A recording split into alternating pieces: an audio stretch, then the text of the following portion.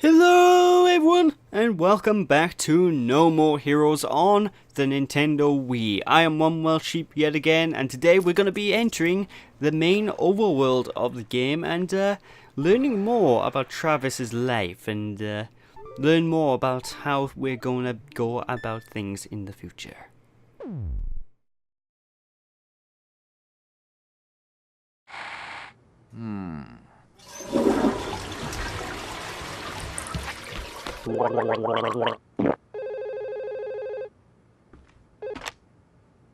Am I ready? Anytime. Gotcha.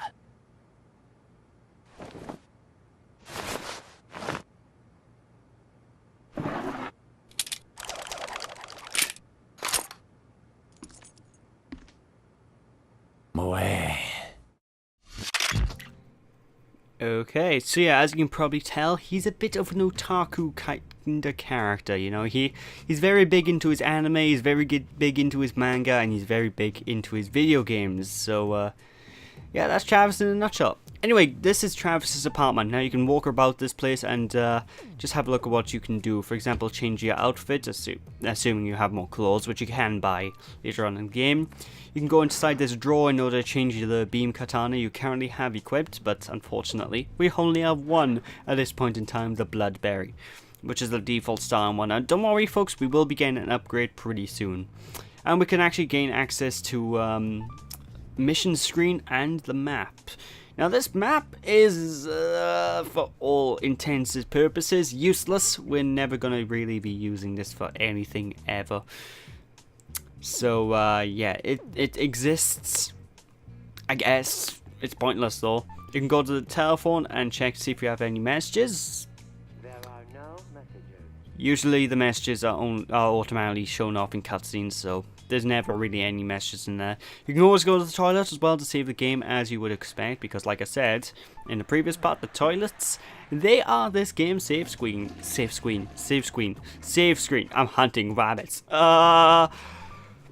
But yeah, if you click on the TV, you can actually watch videos and whatnot, and there is actually a gameplay purpose for the TV later on down the line, but I'm not going to bother showing it off just yet, because obviously we can't do anything yet. And the most useless thing in this apartment is the fridge, because whenever you go in this apartment, you basically always have full health, and the reason the fridge exists is that gives you full health. So it's waste of space, it's pointless.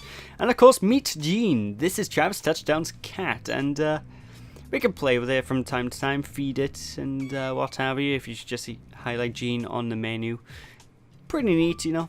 I don't mind it. It's pretty cool.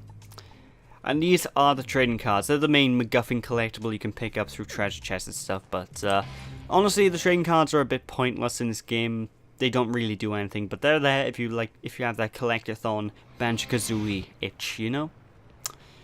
But without any further ado, let's go down and go to this shady-looking limo that's right outside our door.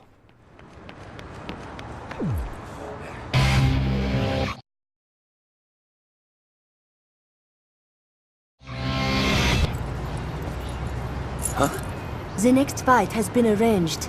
You don't have a lot of time, so I'll just tell you what you need to know. The 9th ranked assassin is currently Dr. Peace. A doctor?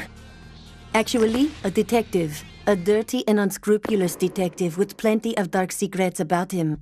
Illegal investigations, illicit sales, black marketing. He is your one-stop shop for marketing illegal goods. And on top of that, he is a trained assassin. He's been doing some work for the Mafia, and before you know it, he's up there ranked 9th on the list. To be frank, he's good. You won't stand a chance against him. You're as good as dead. What's it going to be, cowboy? Put me in, coach. All right, please transfer 150,000 LB dollars. What? 150,000 LBs? Your entry fee, my overhead costs. Don't tell me that you were not expecting so many zeros on that price, or that I am ripping you off or some shit. We have an elite staff in the thousands. Personally, I think it's a bargain. Okay, I gotcha. But you really think I got that kind of dough on me? What the hell am I supposed to do? You are supposed to do your job. You've been hired to kill someone, so just do it and quit your whining. Plus, on-the-job training would be good for you. If you're interested, I can introduce you to an agent, an advertisement agency. But really, they're racers. I'll tell you where it is later. I'm running late for my facial. Catch up later, okay? What? No!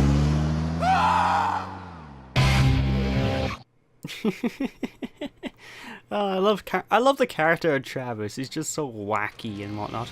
But anyway, we can now take assassination missions from this here building.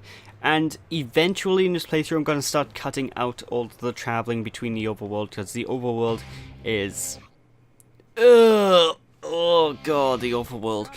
However, when we go into the assassination building, we're basically greeted with a, "Oi, you're not good enough, get out." So unfortunately, we need to find our Tarua path, as she so happily says in her English voice, and move on over to the side jobs from the job center. Now you go to the job center, take part-time missions, and these missions will earn you money, and you need to grind for money in order to get through this game quite a bit. Now all grinding in this playthrough I've cut out. You guys do not need to worry about the grinding. This is a streamlined playthrough, but trust me, the majority of the time in this game will be spent doing missions, side missions, assassination missions, just trying to raise your money to move on to the next main storyline mission. And that's basically where the majority of this game's time and length come into play, you know? Otherwise, it'd be a really short game. And I don't mind the main missions being short because, well, they're well made, apart from one specific mainline mission. Oh god, it's gonna be a rant and a half when I get to it. But yeah, this is a very empty, boring looking city, and I'm so glad I'm playing this on the Wii U and not the Wii, because you think it looks blurry and whatnot now, ladies and gentlemen. You guys have not seen what the city looks like on the original Wii version with the original cables I had for the Wii, because I originally used the not RGB, the red, yellow and white cables, the Wii, which basically means this was unplayable. This thing was so blurry. My Nintendo 64 looked better than, and it was insane, basically. But anyway, we're off at the job center, so I'll go over the driving controls in a bit. So basically, after he goes on about us being a first rater and blah blah blah blah blah, we get the first job, and the first job I believe is collecting coconuts. There it is. And basically for every coconut we deliver, we get 2,000 LB dollars, which sounds like a lot. It's not. It sounds like a lot. Trust me. Trust me, that's not a lot of money. Considering we need $100,000 to get to the first mission of the game, you know? And it was 150,000. I forget. But either way, let's just go on our bike. Now, whenever we're using our bike, if we use the Z button, we're actually going to be able to do a boost. And if you rotate the Wii remote, I believe, and push the B button, you'll be able to do power slides to get around corners and stuff. And it's very useful, I must say. But anyway, it's time to speak to the god of coconuts here. Well, he's not the god of coconuts, but he loves to talk about the coconuts. Coconuts are god. I love the dialogue, it's so good. But yeah, these, like I said, these take up the majority of the game time, and after a while I am going to start cutting them out. I will show off every single mini game and whatnot that's in the game, but I really feel that the sequel game handled all these sort of missions a lot better. But anyway, what we gotta do by here is run up to all of these trees, mash the A button on the tree, and a coconut or two will fall out. And once the coconut's fallen out, you need to pick up said coconut and send it back over to the main guy in the stand, and it's pretty fun, I guess. It's quite fun to see if you can beat your high score. I believe the most amount I've ever got in a single run is around 25, I think. So yeah, it's pretty cool to play through and just try and beat your own score and just rinse and repeat. So don't get me wrong, the missions are fun, but they are quite boring to watch, you know. And they're not the best missions in the world, so you will probably get tired and bored of them quite quickly down the line, because they do tend to drag out a lot longer than really necessary, which is a bit of a shame. But yeah, as I was getting to with the Nintendo Wii version, because I'm playing this on the Wii U, the picture is upscaled to HD and it doesn't look too bad. But playing this on the actual Wii console with the original cables the console comes with, this game looks awful. You know, it stands out well because of its art style. Because honestly, if this game didn't have all of its shading and cell shading effects that it currently does have, then it would look ugly. So the art style really works for this game. But I just feel the Wii wasn't the best console really to do it in, you know. And it doesn't help that there's I never really noticed this until I played the Wii U version. But there's actually a little bit of fuzzy overlay over the entire game picture, so you see a lot of fuzzy effects. And I don't like it when games do this sort of idea, when they have film effects over the top of the game. Like film grain in Mass Effect, for example, is like one of the worst contenders. I can't play Mass Effect just because the film grain really grates on me, but yeah, it's kind of annoying, you know? Art style, though, I can't fault the art style. It works. It makes the game that would otherwise look ugly really nice to look at. And it is a very low-res game, you know. It is for the Nintendo Wii, and this was for a long time Nintendo Wii exclusive. Up until the release of the PlayStation 3 version, which, again, like I said in the first part, I'm not covering. Because I don't own it, and I don't plan on buying it. Because I gotta put my money in other places, like Kickstarter campaigns and newer games that I could potentially cover if they're good enough, you know? But yeah, these missions, they're fun, but tedious. So tedious. And after a while, you'll be thankful that I cut out a lot of footage out of this game. Because this game's going to be 20 parts in length, and if I didn't cut out footage, this would be a 40-part LP, you know, folks? And I am very disappointed with myself, because every time, I hate when this happens. You pick up coconuts, and at the very edge, you're about to hand in the coconuts, and suddenly, boom! Oh, time's up! Also, I must have been lying when I said 25 coconuts were my maximum, because I don't think you can probably get that many.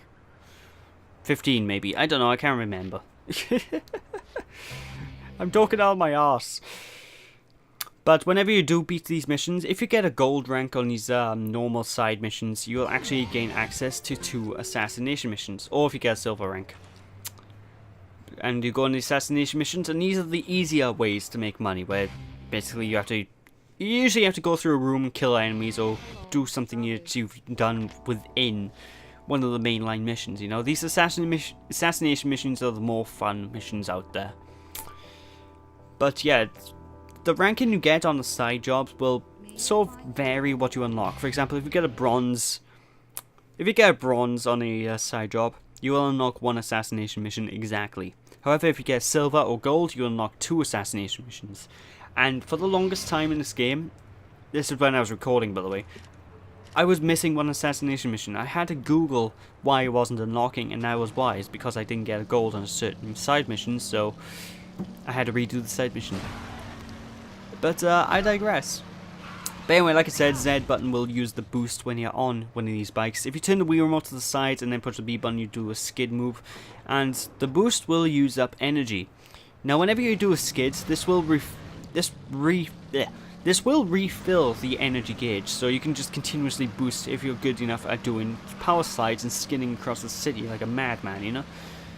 And I like the driving.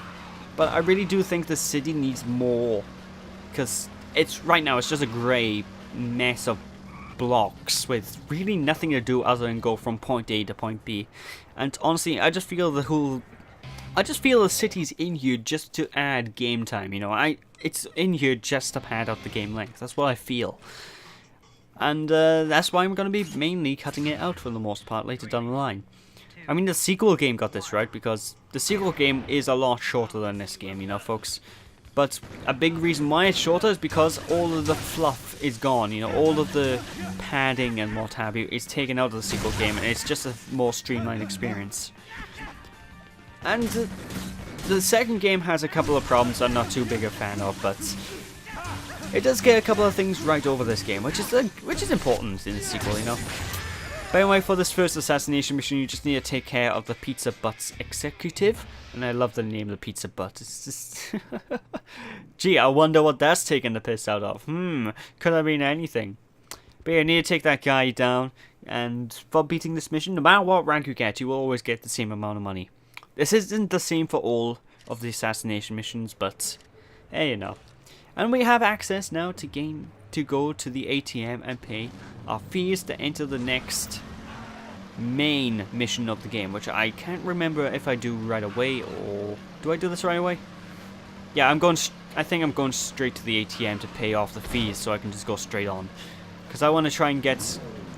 Before I start messing about with too much side stuff, I want to really get through a bit of the storyline, you know? To get this game on and going, to keep you guys interested, you know? Because if you saw me driving around the city for like 10 parts, let's face it, this LP would be a bust. I would have ran out of things to say,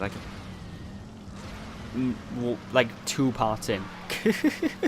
You know, that's another reason why I'm cutting all this stuff out. It's for my sake. I'm not going to be able to commentate over driving. Because eventually it's just going to boil down to, I'm driving again!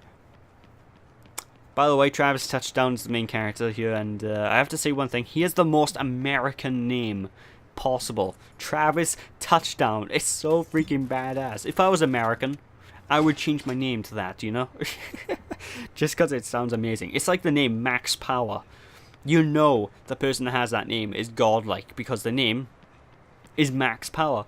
You know, Goku would stand nothing against this guy because he has the maximum power. I'm going on a tangent. But whenever we pay the money for at the ATM for the assassination mission, you always have to return back to your motels. So there's that.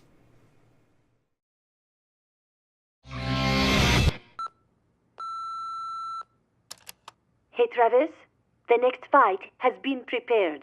Destroy Stadium. Dr. Peace is waiting for you. Hop to it. And with that, ladies and gentlemen, that is it for this part. So thank you all for watching. I hope you all enjoyed. Don't be sheepish, people.